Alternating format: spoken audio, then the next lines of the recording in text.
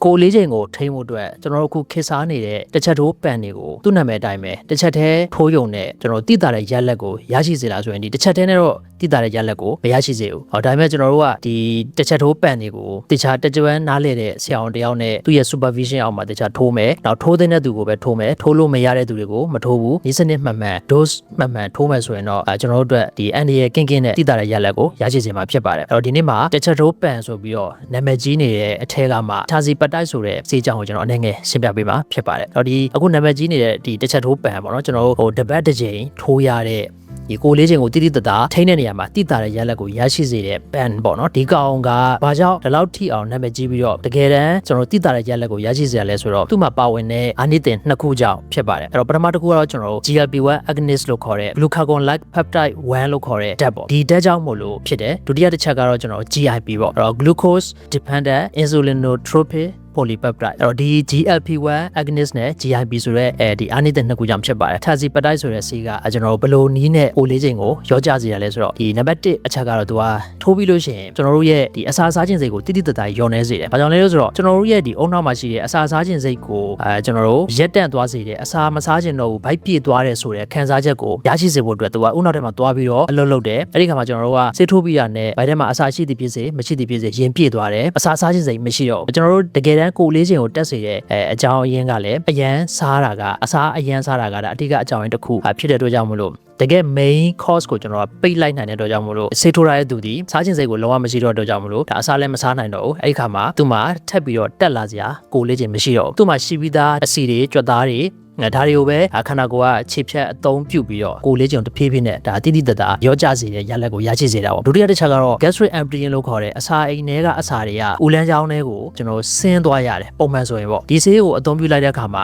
ဒီအစာအိမ်ထဲမှာရှိတဲ့အစာတွေကဦးလန်းချောင်းထဲကိုမြင်မြင်မဆင်းတော့ဘဲနဲ့ဖြည်းဖြည်းချင်းပဲဆင်းတော့တယ်အဲ့ဒီခါမှာကျွန်တော်ရဲ့အစာအိမ်ကြီးက full ဖြစ်နေတယ်အစာအိမ်ပြည့်နေတယ်ဆိုတဲ့ခံစားချက်ကြီးရတယ်ဒါကြောင့်မို့လို့လည်းပဲအစာထားတဲ့ဒီ interval ပေါ့အစာတစ်ချိန်နဲ့တစ်ချိန်စားတဲ့ကြားထဲမှာနိုင်တော်တော်ချားသွားတာပေါ့ပုံမှန်ဆိုရင်ကျွန်တော်အစာစားလိုက်တယ်၄-၅ နာရီလောက်ကြာရင်ဘိုက်ပြန်စားတယ်ဒါပေမဲ့ဒီဆေးထိုးလိုက်တဲ့အချိန်မှာအစာအိမ်ထဲကအစာတွေကအောက်ကိုကျွန်တော်မဆင်းသေးတဲ့အတွက်ကြောင့်မို့လို့ဦးလန်းချောင်းတွေကိုမဆင်းသေးတဲ့အတွက်ကြောင့်မို့လို့တော်တော်နဲ့ဘိုက်မစားတော့အဲ့ခါမှာကျွန်တော်အစာစားတဲ့အကျင့်ရည်လည်းနည်းသွားတယ်စားတဲ့ပမာဏလည်းလျှော့နည်းသွားတယ်အဲ့တော့နောက်တစ်ချက်ကတော့ဒီဆေးဒီ insulin ကိုထွက်စေတယ်အဲ့တော့ insulin ထွက်စေတဲ့အတွက်သွေးတွင်းအချို့ဓာတ်ကိုကျစေတယ်ဒါကြောင့်လည်းပဲကျွန်တော်ဒီဆေးတွေကကျွန်တော်အရင်ပထမဆုံးစပေါ်တော့ဆိုရင်ဒါစီးချိုအမျိုးအစားနှစ်စီးချိုပေါ့နော်စီးချိုကျွန်တော်ချဖို့အတွက်သုံးတဲ့ဆေးပေါ့ဒါပေမဲ့ဒီစီးချိုအတွက်သုံးရင်းနဲ့မှာကိုလေးချိန်မှာတိတိသာထိမ့်ပေးနိုင်တဲ့ကောင်းကျိုးတွေတွေးရှိတဲ့အတွက်ကြောင့်မလို့ခုနောက်ပိုင်းမှာကိုလေးချိန်ထိန်းတဲ့ဆေးအနေနဲ့ကျွန်တော်နာမည်ကြီးလာတာဖြစ်တယ်ဒီအချက်တွေကြောင့်ပဲကျွန်တော်အခုပြောနေတဲ့တစ်ချက်ထိုးပန်နေဖြစ်တဲ့ဒီထာစီပတိုက်ကကျွန်တော်တို့လိုချင်တဲ့ကိုလေးချင်းကိုတိတိတတ်တာရောကြစေတဲ့ကျွန်တော်တို့လိုချင်တဲ့ result ကိုရရှိစေတာဖြစ်ပါတယ်လူတိုင်းသုံးလို့ရတာဆိုလူတိုင်းသုံးလို့မရဘူးအဲ့တော့သုံးလို့မရတဲ့သူတွေရှိတယ်ဘယ်လိုသူတွေသုံးလို့မရဘူးလဲဆိုတော့ကိုယ်မှာပဲဖြစ်ဖြစ်ကိုယ်မိသားစုဝင်တွေမှာပဲဖြစ်ဖြစ် thyroid cancer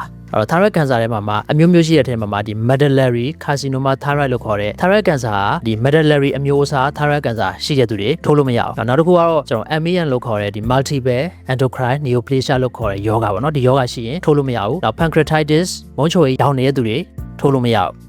းနောက်တစ်ခုကဒီဆေးနဲ့အလာဂျီဖြစ်ဖူးတဲ့သူတွေထိုးလို့မရဘူးနောက်ဒီဆေးထဲမှာပါဝင်ပစ္စည်းတွေနဲ့ဓာတ်မတည့်ဘူးတဲ့သူတွေထိုးလို့မရဘူးကိုဝင်ရှိတဲ့သူတွေလက်တလောကိုဝင်ဆောင်နေတဲ့သူပဲဖြစ်ဖြစ်ကလေးယူဖို့စူးစမ်းနေတဲ့သူတွေပဲဖြစ်ဖြစ်ဒီဆေးကိုကျွန်တော်တို့အသုံးပြုလို့မရဘူးနောက်တစ်ချက်ကတော့ကျွန်တော်တို့ဒီ severe kidney impairment လို့ခေါ်တဲ့ကြောက်ကပြင်းပြင်းထန်ထန်ပျက်စီးနေတဲ့သူတွေအသုံးပြုလို့မရဘူးအစာအိမ်နဲ့ဦးလန်းကြောင်းယောဂအခန့်ရှိပြီးတော့လက်တလောမှာဒီအဆိုင်နဲ့ဦးလန်းကြောင်းဆိုင်ရာလက္ခဏာတွေပြင်းပြင်းထန်ထန်ခံစားနေရတဲ့သူတွေဆိုရင်လည်းပဲဒီဆေးကိုကျွန်တော်တို့အသုံးပြုလို့မရဘူးအဲ့တော့ဒါတွေကတော့ဒီဆေးမထိုးတဲ့အသုံးမပြုတဲ့သူတွေပေါ့အဲ့တော့ဒီကိုယ်မှာဒီအချက်တွေမရှိဘူးဆိုရင်တော့အသုံးပြုလို့ရတယ်အဲ့တော့ဒါကြောင့်မလို့ကျွန်တော်တို့ကဒီဆေးကိုအသုံးပြုတော့မယ်ဆိုရင်ကိုယ့်ရဲ့ယောဂရာဆိုရင်ကိုတည်တည်ချာချာစမ်းစစ်ဖို့လိုတယ်ဒါကြောင့်တချို့တွေဆို online မှာကိုယ့်အကိုဆေးဝယ်ပြီးတော့အိမ်မှာထိုးကြတဲ့သူတွေရှိရဲအဲ့တော့ဒီလိုမျိုးကျွန်တော်လုံးဝလုပ်ဖို့အားမပေးပါဘူးအဲ့တော့အန်ဒီရရှိရဲဘေးရက်ဆိုရိုးတွေလည်းကိုယ်ကခံစားရပြီဆိုရင်ကိုယ်ပဲခံရတာအဲ့တော့ကိုယ်သဘောနဲ့ကိုယ်တော့မထိုးသင့်ဘူးတက်ကြွနားလဲတဲ့ဒီဆရာအောင်တယောက်နဲ့တခြားတိုင်ပင်ပြီးတော့မှထိုးသင့်တယ်နောက်တစ်ခုကတော့ကျွန်တော်ဒီဆေးထိုးပြီးလို့ရှိရင်ကျွန်တော်ဘယ်လိုဘေးရက်ဆိုရိုးတွေခံစားတတ်လဲဆိုတော့ဒီစချင်းမှာကျွန်တော်တို့အစာမကြေခြင်းပြည့်ခြင်းကြတဲ့လက္ခဏာတွေခံစားရတယ်ဗိုက်ပြေတာတို့ပြုတ်ခြင်းအန်ဂျင်နာတို့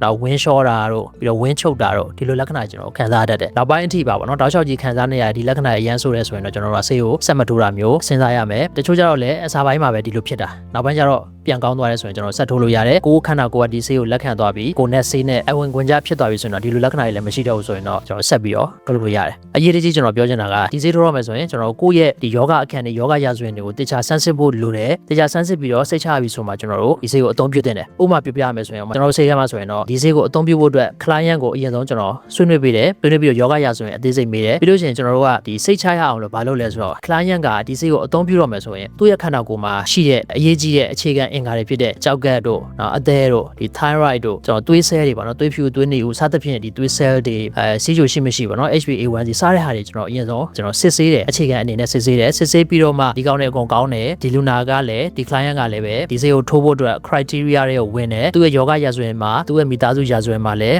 ကျွန်တော်တို့ထိုးလို့မရတဲ့တခြားယောဂအခန်းတွေမရှိဘူးခုနရှင်းမှာကျွန်တော်ပြောခဲ့တဲ့ယောဂအခန်းတွေမရှိဘူးဒါဆိုရင်တော့ကျွန်တော်တို့က safe ဖြစ်ပြီလို့ယူဆပြီးတော့ဒီဆေးကိုစတင်အသုံးပြုဖို့အတွက်ကျွန်တော်ဆုံးဖြတ်တယ်ဒီလိုဆုံးဖြတ်တဲ့အခါမှာလည်းကျွန်တော်တို့ဆိုရင်တော့အထူးကုဆရာဝန်တရားပေါ့နော်ဒီ physician ပေါ့အထူးယောဂအထူးကုသမားတော်တရားရဲ့ supervision ကိုကျွန်တော်ထပ်ယူတယ်ပို့ပြီးတော့စိတ်ချရအောင်လို့ထပ်ယူပြီးတော့ကျွန်တော်ရဲ့ client ရဲ့ပြီးတော့အထူးကုရဲ့၃ယောက်ကျွန်တော်တို့ join လုပ်ပြီးတော့တခြားဆွေးနွေးတိုင်ပင်ပြီးတော့မှ client ကိုကျွန်တော်ဒီဆေးကိုစပြီးတော့အသုံးပြုပေးတာဖြစ်ပါတယ်ပြီးလို့ရှိရင်ကျွန်တော်တို့ကဒီတစ်ချိန်ထိုးပြီးပြီဆိုရင်လည်း client ကိုပြစ်မထားဘူးနောက်အချိန်တွေမှာလည်းကျွန်တော်ဘယ်လိုမျိုးလက္ခဏာတွေရှိလဲဒီဆေးနဲ့သူနဲ့တခြားကန့်ညင်မှုရှိရလားဒါတွေအကုန်လုံးကိုကျွန်တော်တခြားဆန်းစစ်တယ် client ကိုလည်းကျွန်တော်တို့ဒီအထူးကုနဲ့ကျွန်တော်နဲ့ဒီကျွန်တော်ဆေးကန်းနဲ့ client နဲ့ group ဖွဲ့ထားပဲเนาะ Viber group ဖွဲ့ထားပြီးတော့ history တွေမေးတယ်ဆေးထိုးပြီးတော့ဘယ်လိုမျိုးလက္ခဏာတွေခံစားရလဲဒီဆေးကိုဒီလူနာဒီခန္ဓာကိုယ်ကလက်ခံရဲလားဘယ်လိုမျိုး virus ဆိုရတွေလက္ခဏာတွေရှိတယ်စသဖြင့်ပေါ့เนาะကျွန်တော်တို့ဒီလိုအပ်တာတွေအကုန်လုံးကိုစိတ်ချအောင်လို့ကျွန်တော်တို့ချိတ်ဆက်ပြီးတော့လှုပ်ဆောင်ပေးတယ်ပေါ့တကယ်တော့ဒီလိုမျိုးလုံနိုင်ရင်ဒါအကောင်းဆုံးပဲဒါပေမဲ့တချို့သော client တွေဒီသူတို့မှာတချို့သောအခက်အခဲတွေရှိတယ်ဥပမာဖြင့်တချို့ကြအမြန်ထိုးခြင်းတယ်ဒီဆေးကိုအမြန်ထိုးခြင်းတယ်အခုဆေးကန်းလာကူချက်ချင်းထိုးလုပ်ခြင်းတယ်သွေးမစစ်ခြင်းကိုဒီလိုခြင်းတွေမျိုးဆိုရင်တော့ကျွန်တော်တို့ဒီတမားတော်နဲ့အရင်ဆုံးကျွန်တော်တို့ဆွေးနွေးပေးတယ်ဆွေးနွေးပြီးတော့